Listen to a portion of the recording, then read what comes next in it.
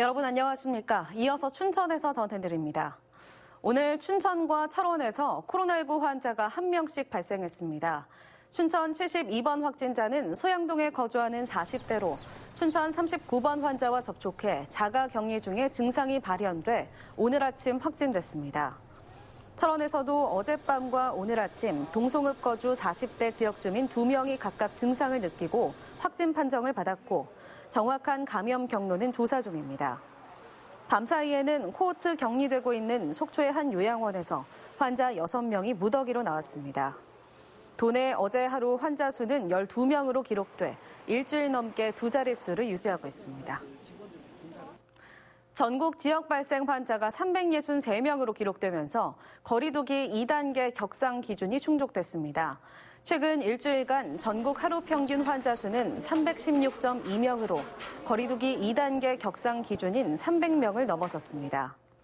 현재 춘천과 철원, 원주, 횡성에서만 1.5단계 거리두기가 시행 중이지만 강원도의 일주일 평균 하루 확진자도 19.7명으로 권역별 거리두기 2단계 기준인 20명에 근접했습니다. 방역당국은 전체 환자의 70% 정도가 수도권이라며 추이를 더 지켜보고 전국 2단계 격상을 검토하겠다고 밝혔습니다. 화천군이 실내 행사나 모임에 대해 1회 20명 이하로 축소하는 등 사실상 거리두기 2.5단계에 준하는 조치를 시행한다고 밝혔습니다. 이에 따라 체력 단련실과 다목적 체육관, 경로당, 지역아동센터, 노래교실 등의 이용 인원이 1회 20명 이하로 제한되고 노인 일자리도 20명 이하로 진행됩니다. 또 연말 연시에 예정된 종무식과 시무식, 새해맞이 행사를 보류하거나 최소화할 예정입니다. 화천군의 코로나19 누적 확진자는 6명으로 집계됐습니다. 감염 경로를 알 수 없는 코로나19 환자가 철원과 춘천에서 잇따르면서 발열이나 인후통 등 증상이 있는 도민은 오늘부터 당분간 무료 진단 검사를 받을 수 있습니다.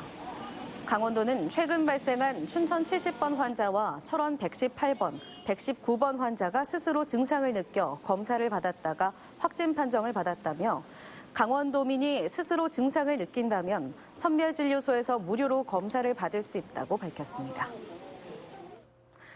내년 강원도 육아 기본수당을 월 30만 원에서 40만 원으로 올리는 예산안이 논란 속에 수정 가결됐습니다. 강원도의회 사회문화위원회는 어젯밤 늦게까지 진행된 예산심사에서 10만 원 인상으로 인한 출생률 효과가 명확하지 않다는 이유로 의원들 간에 찬반 의견이 엇갈렸지만 인상으로 가닥을 잡았습니다. 이에 따라 다음 달 본회의를 최종 통과하면 내년부터 출생월 기준 48개월까지 월 40만 원이 지급되고 1년간 976억 원의 예산이 들어갈 것으로 예상됩니다. 강원도와 시군 통합형 관광전담기구 역할을 수행할 강원도 관광재단이 출범했습니다. 강원도 관광재단은 오늘 강옥희 대표와 임직원, 플라이강원 등 관광산업 관계자 50명이 참석한 가운데 강원 관광에 시동을 걸다라는 주제로 개소식을 열고 본격적인 활동에 나섭니다.